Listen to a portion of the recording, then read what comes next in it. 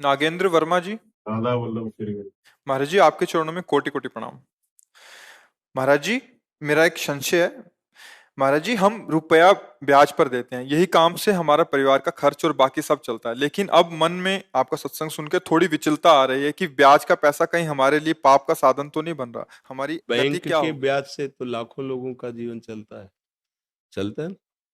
प्रायः जो देखने में आता है कि लाखों लोग, करोड़ों लोग बैंक के ब्याज से अपना जीवन निर्वाह करते होंगे, कि जो कि जैसे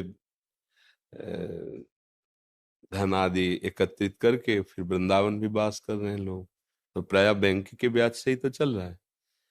तो ये जो ब्याज की निंदा की गई है, वो पूर्व में जैसे जमींदार लोग होते थे ना, 500 रुपए दिए, 500 का वो ब्याज वापस किया, वो ब्याज के ब्याज ऐसे चढ़ा देते थे कि कितनी बार 500 दे ले पर वो मुक्त नहीं होगा।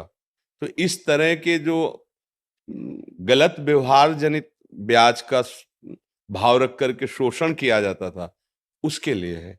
जैसे बैंक से भी आप कर्जा लो तो वहां भी तो आपको उसमें प्रतिशत में होता है ना कि इतने प्रतिशत, हाँ लोन जैसे, या आप बैंक में धन दो तो इतने प्रतिशत आपको ब्याज मिलेगा, ऐसा होता है ना।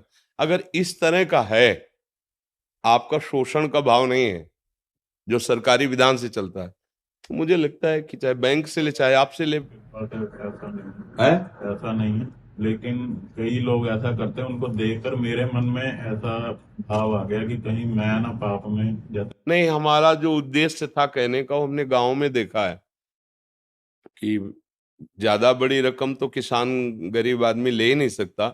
2000 4000, अभी की बात नहीं, पहले की कह रहा हूँ, 2000 4000, तो उस समय जैसे था कि वो 100 रुपए में 10 रुपए ब्याज लगाते थे, क्योंकि महीने में 100 रुपए में 10 रुपए। और वो किसान आदमी, वो तो फसल आएगी, अगर फसल नष्ट हो गई तो अब कहाँ से बड़ा, मतलब ये तो आप लोग शायद उस कष्ट को नहीं जानते होंगे, जो गरीब हैं, किसान हैं, और उन्हीं से उनका उदर पोषण होता है। अब वो कुछ पैसे ब्याज के दिए पर पूरे तो दे नहीं पा रहे, तो कितनी बार वो 500 रुपये पहुंचा दिए, 1000 रुपये पहुंचा दिए, थोड़ा थोड़ा करके, लेकिन वो ब्याजे नहीं, मूल तो ऐसे ही जमा है। फिर उनको उनकी खेती हड़पते, उनको कष्ट देते, वो महान दुखदाई है।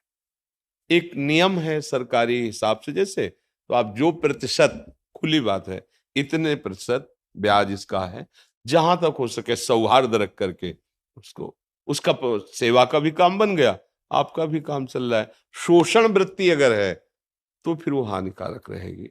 शोषण वृत्ति अब जैसे किसी ने लिया था और दूसरे दिन उसका काम हुआ नहीं और उसी को वापस करने गए, तो उसने पूरा हिसाब लगा के कहा चाहे आज दो चाहे 1 महीने बाद दो, ब्याज तो तुम्हें पड़ेगा ही।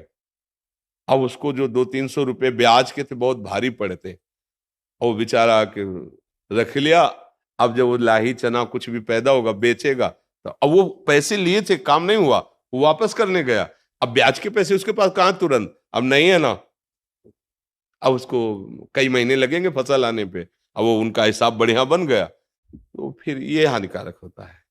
अब तुरंत जैसे समझ में आ रहा है ना, गांव का है, हमारे अमुक आदमी है, और उसका जिस काम के लिए था नहीं हुआ, वो वापस कर रहा है, तो इस पे फिर लोभ नहीं करना चाहिए।